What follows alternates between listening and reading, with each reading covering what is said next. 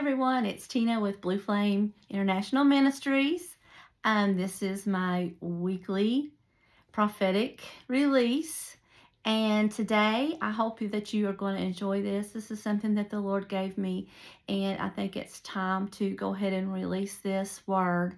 So I want to start with, remember in Judges chapter 7, the story of Gideon, and how God gave him instructions to reduce the army from 32,000 to 300. And then they could defeat the Midianites. So after he reduced them down to the 300, then he gave instructions on how to do the battle. So God reduced them to less than 10% of what the army originally started out with, because 32% reduced down to 300. That is that's over 90% left.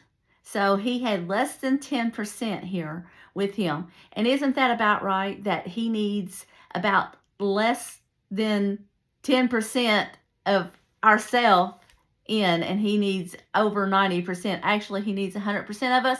But come on, we are human. We do things, and we make mistakes. So listen, he's just trying to get us down to where he can have about 90% of us, so he can actually use us, right? Because when he can have control, then he can use us for these mighty things, and he can use us into these battles. So, but then I wanted to go on and talk about, he divided the 300 into 3 companies. So he had 100, 100, and 100. And in Ecclesiastes 4:12, it says, a 3-ply cord is not easily broken. See, when you have something, you have 3 and you have it coming together as one, it's not easily broken. So the enemy cannot break that. And then he put the trumpet into every man's hand, and with empty pitchers and torches inside the pitchers. The 3 companies blew the trumpets and broke the pitchers. They held the torches in their left hands and the trumpets in their right hands for blowing. And they cried very loudly, the sword of the Lord and of Gideon. Okay? I want you to remember that. They cried very loudly.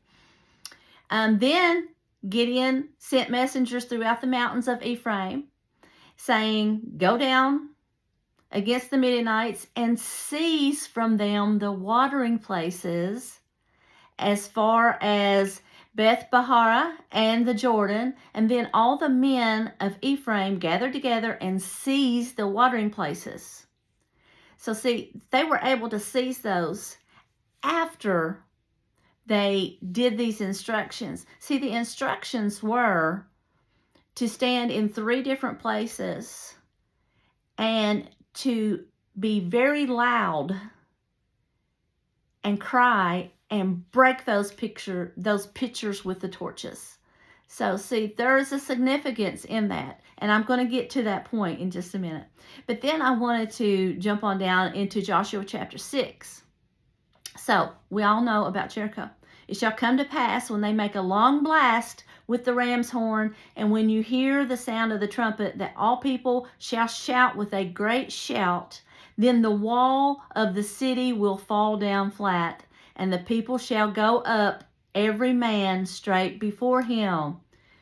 You see, there is a theme here, and the Spirit of the Lord says it's time to get loud. It's time for the church to stand up and voice. Let the trumpet come out, because we have sat back for far too long and allowed the enemy to be loud. You know that too.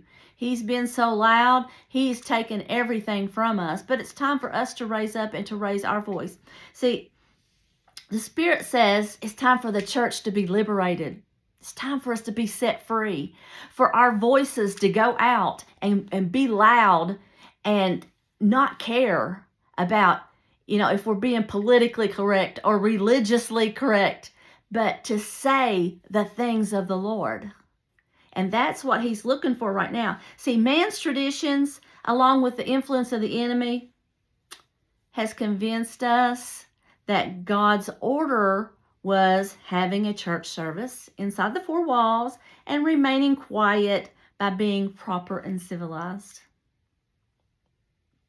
See, but God will not have his church under man's authority any longer. God's order is about obedience, not conducting ourselves all prim and proper. If we were able to take back what's been stolen from us from the enemy, and then we can gain the abundance of our heritage also, we're going to have to get loud. We're going to have to raise our voices, not caring about what anybody thinks. See, it's time to strike while the iron's hot. See, there's something going on in the spirit right now. There's something going on that God is wanting his remnant to rise up out of this and start taking their rightful place. You see, he will deliver the enemy into our hands if we will just listen to his instruction, raise our voice, and seize it. That is what he's looking for. So it's time for the army. The warriors have been standing back here waiting for this time. I know myself. See, I'm a frontliner. I'm a warrior, and I know a bunch of you are too. And I've been sitting back here chomping at the bit until it's our time. It's our time to rise. And it's our time to stand up against what is not right, against the unrighteousness that is going on in this land. And it's time to take back everything that belongs to us, because see, it's our inheritance.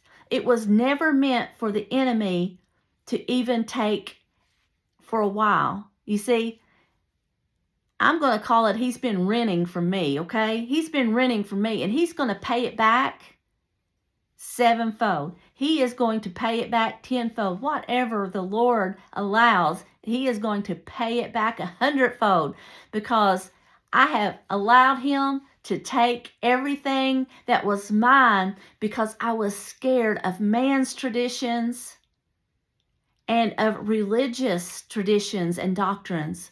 See, some of these doctrines that we've been taught were doctrines of devils. They were meant to keep us quiet.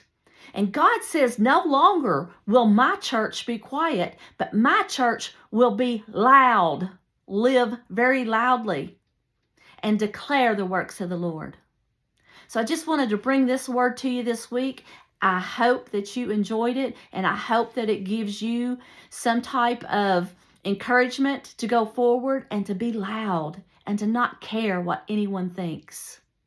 It's time to be liberated. That is the word that he gave me. He said, be liberated, my child. Be liberated. You are free. So until next week, I will see you, and have a blessed week. And who knows what's going to happen next week. So we'll see you then. God bless you.